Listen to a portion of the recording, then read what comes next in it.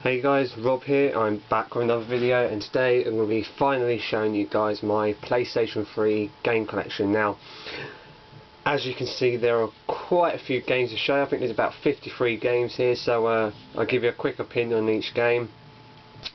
And I'll probably split this video up into probably 2, maybe 3 parts, but we'll see how it goes. But for now, let's get right round to the games. First off, we have Uncharted Drake's Fortune. Now, it took me a while to decide whether to get this game, hence why it's on Platinum, but I really should have got this game closer to when it was first released. Absolutely fantastic game. If you have a PS3 and haven't tried Uncharted, then I'd highly recommend you give it a go. It's followed by Uncharted 2 Among Thieves. Again, absolutely fantastic game, really good single player, great story, great voice acting, great gameplay, everything about it is really good. Also has online multiplayer and online co-op, and I didn't think that would hold up, but people still playing today, so very good game.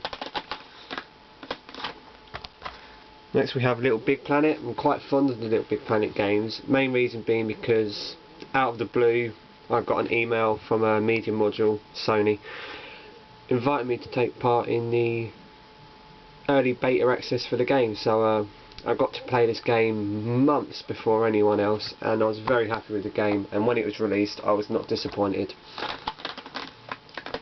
And that's followed by LittleBIG Planet 2. Again, this is a really good game, I really enjoy playing it, but it just didn't have that same feeling as when you first played LittleBIG Planet 1, but still, number 2, very good. Okay, next we have God of War Collection. If you're a God of War fan, if you played the God of War games on the PS2, then these remakes in HD are absolutely for you. They are absolutely fantastic games, really enjoyable. Okay, next off we have God of War 3. Again, a fantastic game in the series. The only gripe for me is that this game was pretty short in my opinion, but nonetheless I thought it was an absolutely fantastic game. Okay, next we have Fallout New Vegas. I got this game very cheaply. I paid under a tenner for this, I think. I'm very happy with the game, very addicting. I put about 50 hours into it, and that was before I even came close to finishing the main quest.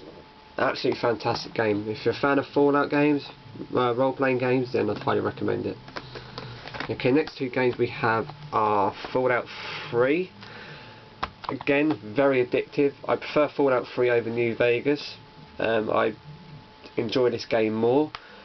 That's just my opinion, other people may be different, but absolutely addictive game, fantastic, plenty to do. I've put so many hours into that game. And here we have Fallout 3 Game of the Year Edition. Now, I didn't have any of the DLC, and this was only $7.99 pre-owned, and that is the same price as you would pay for one piece of DLC on the PlayStation Store.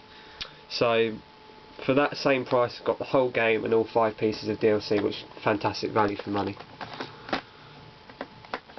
Okay, next game we have is Driver San Francisco. Now, I may do a review on this game. I was kind of on the fence about getting this game because it's got a new feature called shifting, and that means your character Tanner can shift from different bodies, from different vehicles.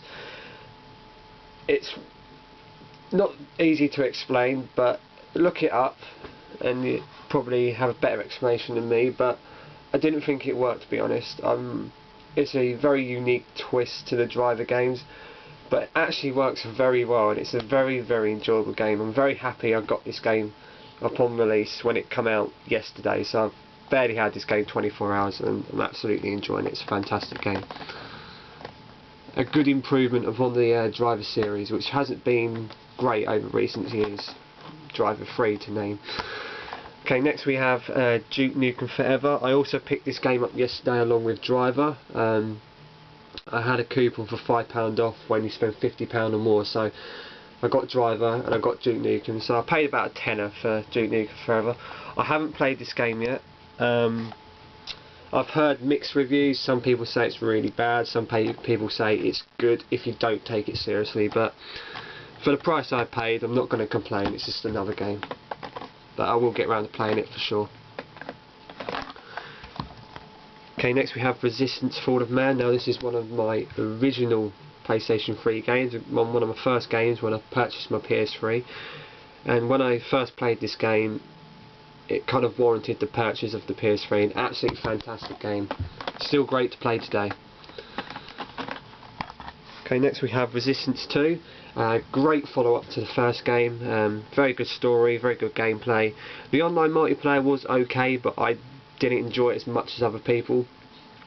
I have played the Resistance 3 beta and the online multiplayer does seem to have improved slightly, but I enjoy the Resistance games for the single player.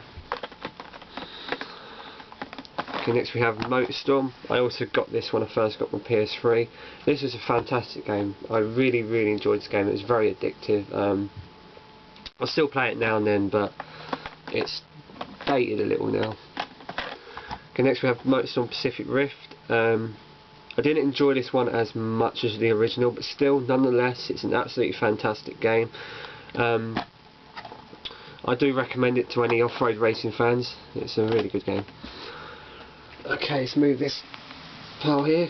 Next game we have is Grand Theft Auto 4. When this first released, I played it for hours and hours upon end. I even had a clan for this game. That's how addicted I was. It's an absolutely fantastic game. I actually do need to play through this game again on my new account to get the trophies, but I've completed it so many times that it's a bit tedious now. Okay, we have Heavenly Sword here. This is a very underrated PS3 game. If you haven't tried Heavenly Sword, then I would definitely recommend you give it a go.